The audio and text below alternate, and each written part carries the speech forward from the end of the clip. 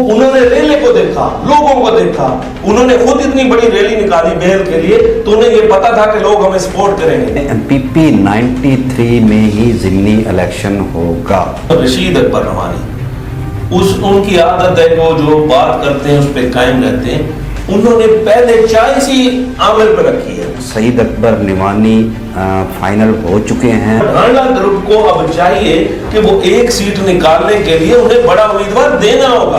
किसी भी सूरत ये नहीं हो सकता कि सईद अकबर के मद्दे मुकाबिल मैं इलेक्शन लड़ूं। छुरा घों पहले भी लगी है, अब भी लगेगी, लोग उनसे नाला है। PP 92 छोड़ने के लिए निमानी बिरादरान का आमिर शाहानी पर दबाव है, तो इस खबर में किसी किस्म की कोई सदाकत नहीं है। जहां सईद अकबर होगा वहां पर मैं इलेक्शन लड़ने का सोच भी नहीं सकता। ज़िला का मुकम्मल कंट्रोल जो है वो निवानी ग्रुप के पास होगा। आमिर शाहानी ने उस मीटिंग में क्लियर एक जो कह दिया था निवानी बिरादरान को, जी ये दोनों हलके जो है वो हाजिर हैं, आप जिस हलके से मुझे कहेंगे आप भाई बैठ के फैसला कर लें कि किस हलका से ज़िमनी इलेक्शन होना है। आप जिस हलका का कहेंगे मैं वो हलका खाली कर दूंगा।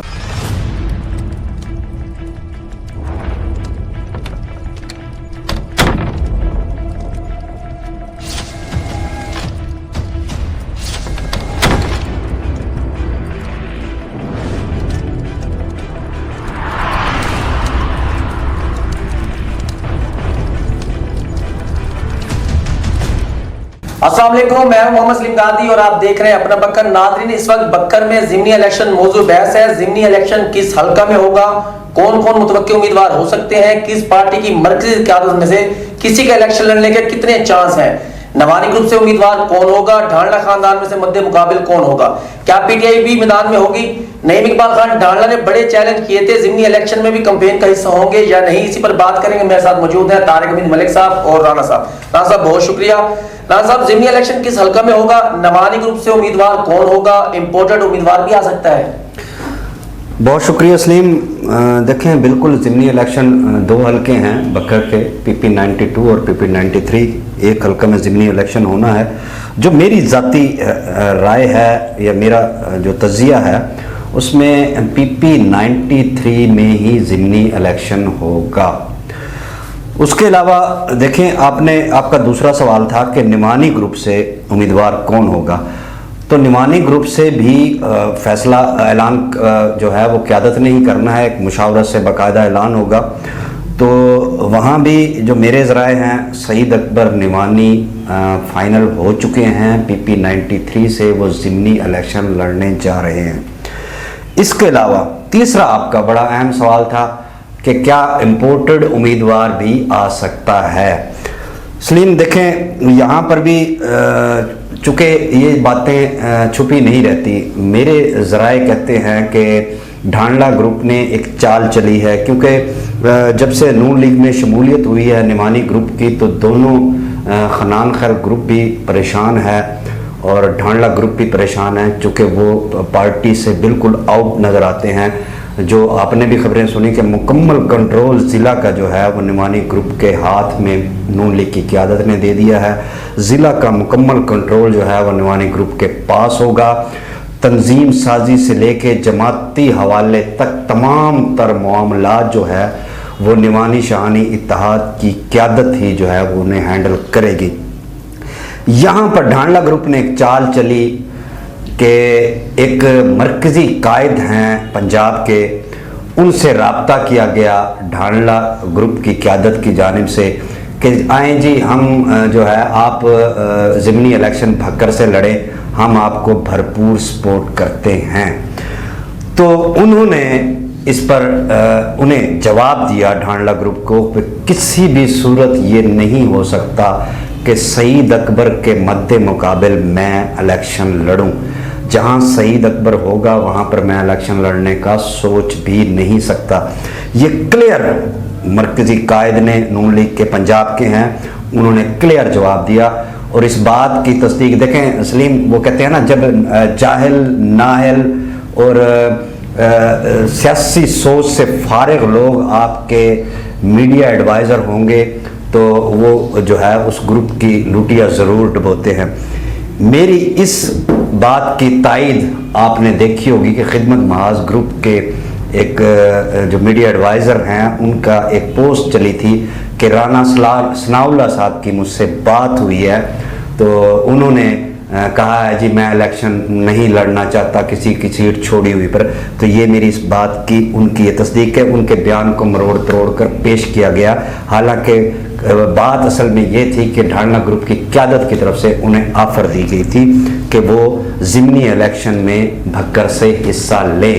तो उन्होंने इसको क्लियर कट साफ जवाब दे दिया कि जो फैसला नुमानी ग्रुप का होगा नून लीग की क़यादत भी उस पर अमल करेगी। तारिक भाई, पीपी 93 में ज़िमनी इलेक्शन होता है तो ढालना ग्रुप की हिकमत अमली क्या होगी? नईम इकबाल ढालना फिर फॉर्म में होंगे? बहुत शुक्रिया सलीम। हम 93 पे सिर्फ इसलिए ज़रा फोकस कर रहे हैं कि शायद कुछ लोग या पब्लिक ये समझ रही होगी कि वो आसान हल्का है तो नवानी वो ले रहे हैं। नहीं, ये बात नहीं है। बात है कि नवानी जो ग्रुप है और खसूसन रशीद अकबर नवानी, उनकी आदत है कि वो जो बात करते हैं उस पर कायम रहते हैं। उन्होंने पहले चॉइस ही आमिर पर रखी है। आमिर की चॉइस है वो जिस हल्के को रखना चाहे। ये तो हम अंदाजा लगा रहे हैं कि 92 आमिर शायद रखे और 93 में हो। नवानियों को ये नहीं है कि वो आसान है हम उतर लड़े, या उनके पास सईद अकबर जैसा बड़ा उम्मीदवार सामने है। और हम पहले भी जिक्र कर चुके हैं कि 92 बहुत ज्यादा इजी है इलेक्शन लड़ने के एतबार से। नवानी ग्रुप अगर चॉइस रखे तो 92 इजी है। हाँ, अगर आमिर शानी साहब चाहेंगे तो वो 93 पे लड़ेंगे, ये उनकी सवाब है। रहेगी बात, देखें 93 पे आपने कहा उम्मीदवार सईद अकबर नवानी के मुकाबले में मैं पहले बार कह चुका हूं कि डॉक्टर अफजल खान साहब से बड़ा उम्मीदवार वो नहीं ला सकते। और ढांडा ग्रुप को अब चाहिए कि वो एक सीट निकालने के लिए उन्हें बड़ा उम्मीदवार देना होगा। अगर वो कोई और नाम दे देते हैं, जिया भाई हमारे मोहतरम है, अली खान साहब आ जाते हैं, कोई भी जफर खान साहब ईमन आ जाते हैं, तो वो इतना वोट नहीं ले सकेंगे जितना पब्लिक। देखिए, पब्लिक ने डॉक्टर अफजल साहब को 1,31,000 सर वोट दिया है, जबकि वो पीटीआई को छोड़ चुके थे। इतना बड़ा रेला था, बड़ा डिफरेंस हम समझ रहे थे।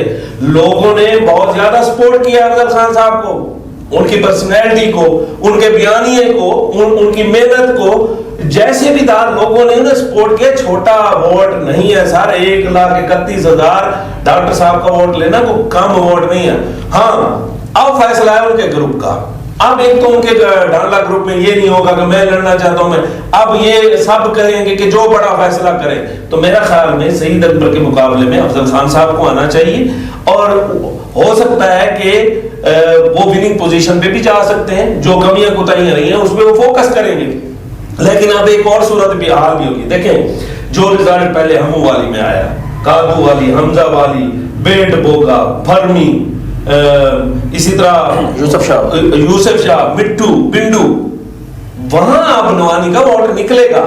वो जनरल इलेक्शन था, वहां नेटवर्क बंद था। अब नवानियों के पोलिंग एजेंट मौजूद होंगे, अब नवानियों को वहां वोट मिलेगा। वो पहले जो लहर एक जिस जगह से ज्यादा ढांडा ग्रुप को मिली है, अब वहां नहीं मिलेगी। दूसरा, ढांडा ग्रुप को छुरा घों पहले भी लगी है, अब भी लगेगी। लोग उनसे नाला है, मुंह पे कहते नहीं है। जाहिर बात है, कच्चे के लोग बात घबराते हैं वडेरों से, जगीरदारों से, सरदारों से, तो वो मोर तो उन्होंने अपनी मर्जी से लगानी होती है। तो ये डिफरेंट है। और सईद अकबर जब आएंगे तो वो एक रेलवे के साथ आएंगे। ऊपर रशीद अकबर नवानी है, फिर उनकी पंजाब में गवर्नमेंट आ गई है। लोग जो समझदार हैं वो सईद अकबर नवानी को वोट देंगे कि उन्हें काम चाहिए। वो पंजाब हुकूमत में उन्होंने जाके बैठना है, पूरा ग्रुप जा रहा है, तो इनका वेटेज ज्यादा होगा, इलाके की खिदमत करेंगे। तामीर और तरक्की वाले लोग जो है वो फिर फोकस करेंगे। हाँ, यहां एक चीज है कि पीटीआई का कोई भी कैंडिडेट आता है, वो डॉक्टर अफजल साहब हो या ढांडा ग्रुप का कोई भी उम्मीदवार हो, पीटीआई विदड्रॉ हो जाए इनके लिए, तो इनकी बहुत इज्जत बढ़ जाएगी, ये विन भी कर सकते हैं। अगर ढांडा ग्रुप पीटीआई को सपोर्ट करता है तो उनकी सियासत दफन हो जाएगी और आम पब्लिक में ये होगा कि ये एक मुकाबला करने से दौड़ गए, घबरा गए, और ये जाहिर बात है ये ढांडला ग्रुप ने नहीं करना। दूसरा है पीटीआई ने उम्मीदवार खड़ा करना। सबसे अहम जो है वो चकूक है, जिस पे नवानी ग्रुप ने अभी से वर्क शुरू कर दिया है कि उन्होंने शुरू कर दिया कि जहां जहां कौन का चकूक में कमी रही है। ढांडला ग्रुप को चकूक से पहले वोट नहीं मिला तो चकूक का अपना भी नुमाइंदा था, तो अब जाहिर बात है चौधरी साहब तो अब नहीं लड़ेंगे। 10,000 वोट वाला क्या लड़ेगा इलेक्शन, तो या वोटर उन्हें क्या वोट देगा, उन्हें पता है कि इन्होंने बनना नहीं है, तकसीम हो जाएगा वोटर, तो वो वोट भी ज्यादा नवानी ग्रुप को पड़ेगा। तो ढांडला ग्रुप को खासी हिकमत अमली से काम लेना पड़ेगा। दूसरी तरफ आपने किया नईम खान ढांडला साहब की बात, देखिए नईम खान ढांडला हमारे भाई है और बड़े जज्बाती है। अगर उनकी मेहनत देखी जाए तो ढांडला ग्रुप के लिए उनका बहुत बड़ा किरदार है। आमिर खान ढांडला और नईम इकबाल ढांडला ने जो अंसर चीना साहब को बिठाया इनके हक में, वो थोड़ी कुर्बानी है। अगर वो ना बिठाते तो गजनफर चीना की सीट फारिग थी।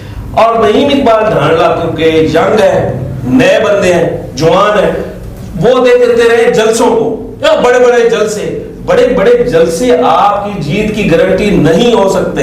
Sir door to door campaign आपकी जीत की गारंटी। उन्होंने बड़े बड़े जलसे देखे, उन्होंने आमिर को चैलेंज किया कि आमिर तीसरे पोजीशन पे आएगा, नहीं आया तो मैं सियासत छोड़ दूंगा। तो ये बातें होती रहती हैं, वो कौन सी सियासत छोड़ देंगे। मैं कहता हूं आज उसी नईम ढांडला को ये पीटीआई का टिकट दिलवा दें, ढांडला ग्रुप साइड पे हो जाए, वो मुकाबले की कंडीशन में होगा। हाँ, लेकिन जज्बातियत में नईम इकबाल ढांडला हो या कोई भी उम्मीदवार, उसे सब्र का दामन थामना चाहिए। अब बड़े बड़े अलकाबात, बड़े बड़े चैलेंज ये आते हैं घमंड में, प्राउडनेस में। अब नईम इकबाल को क्या पता है कि डॉक्टर अफजल ढांडला के कहां लूप्स हैं, कौन कौन उनसे नाराज है, वो तो देख रहे हैं पब्लिक को या अपने दोस्तों को देख रहे हैं। हर जगह तो वफादारी नहीं थी ना, हर जगह का तो उनके पास एहतसाब नहीं था या हिसाब नहीं था। तो ये चीजें जलसों में खड़े होकर कहने वाली बातें हैं। इससे जाहिर बात है उन्हें नुकसान होगा। कल को वो अगला आ रहा है ज़िमनी इलेक्शन, तो जलसों में वो खड़े होकर ये लफाजी उनकी खत्म हो जाएगी। सिंपल बयान करेंगे, तकरीर करेंगे, किसको देंगे, ललकारेंगे कि पहले ललकार के वो हार चुके हैं। तो उन्होंने रैली को देखा, लोगों को देखा, उन्होंने खुद इतनी बड़ी रैली निकाली बेल के लिए, तो उन्हें ये पता था कि लोग हमें सपोर्ट करेंगे, लेकिन लोगों को काम भी चाहिए जो उनकी ग्रुप की तरफ से कमी थी कच्चा में। तो ये चीजें कोई बड़े बड़े जल से ये कोई जीत का शाखसाना नहीं होते। जैसे ये बखर में एंड पे हुआ है तो नईमुल्लाह शाहानी जैसे पुराने वजीर रहने वाले सियासतदान भी समझ रहे थे कि शायद दुनिया उनके साथ है और उनका वोट कितना निकला 16,000। राणा साहब, क्या आमिर शाहानी पर PP92 छोड़ने का दबाव है? सलीम, बहुत अच्छा सवाल आपका। देखें, आज सुबह से एक खबर गर्दिश कर रही है सोशल मीडिया पे कि PP92 छोड़ने के लिए नुमानी बिरादरान का आमिर शाहानी पर दबाव है। तो इस खबर में किसी किस्म की कोई सदाकत नहीं है। देखें, एक बड़ी अहम मीटिंग हुई थी लाहौर जाने से पहले। उनमें आमिर खान शाहानी साहब थे, आसिफ इनायत शाहानी, दोनों भाई थे वो, और रशीद अकबर निवानी साहब थे, सईद अकबर निवानी साहब थे। इसी ज़िमनी इलेक्शन के बारे में एक अहम मीटिंग हुई थी। उसमें आमिर ने क्लियर निवानी बिरादरान को कह दिया था। देखें, जितना आमिर शाहानी निवानी ग्रुप में आने के बाद रिलैक्स है, शायद वो ढांडला ग्रुप में इतना रिलैक्स नहीं था। तो इस किस्म की किसी किस्म के कोई जो है ना एक दूसरे को तहफ़्फ़ुज़ात इनको नहीं हैं, ये बिल्कुल गलत ख़बर है। दूसरा, आमिर शाहानी ने उस मीटिंग में क्लियर एक कह दिया था निवानी बिरादरान को, जी ये दोनों हलके जो है वो हाजिर हैं, आप जिस हलके से मुझे कहेंगे आप भाई बैठ के फैसला कर लें कि किस हलका से ज़िमनी इलेक्शन होना है। आप जिस हलका का कहेंगे मैं वो हलका खाली कर दूंगा। तो इसमें अब फैसला जो है वो निवानी बिरादरान ने करना है कि वो किस हलका से इलेक्शन लड़ने जा रहे हैं। बहरहाल अटल फैसला है ये कि सईद अकबर निवानी ही ज़िमनी इलेक्शन लड़ेंगे, और किस हलका से इलेक्शन लड़ते हैं वो भी मैंने पहले आपको प्रोग्राम में स्टार्टिंग में बता दिया, मगर बाकायदा ऐलान निवानी बिरादरान की जानिब से होगा कि वो किस हलका का ऐलान करते हैं। बहुत शुक्रिया राणा साहब, बहुत शुक्रिया तारिक भाई। जी नाज़रीन, आपने हमारे मेहमानों की बातें सुनी। राणा साहब के ज़राए के मुताबिक ज़िमनी इलेक्शन PP93 में होगा और सईद अकबर खान नवानी उम्मीदवार होंगे, जबकि तारिक भाई के ज़राए के मुताबिक सईद अकबर खान नवानी के मुकाबले में डॉक्टर अफजल खान ढांडला अवामी खिदमत महाज की बेहतरीन चॉइस होंगे। PP92 हो या PP93, जिमनी इलेक्शन में हिस्सा लेने के लिए ढांडला ग्रुप को सर तोड़ मेहनत करना पड़ेगी। जल्दी नए प्रोग्राम साथ हाजिर होते हैं। अपने मेजबान मोहम्मद सलीम को दीजिए इजाजत। अल्लाह हाफिज।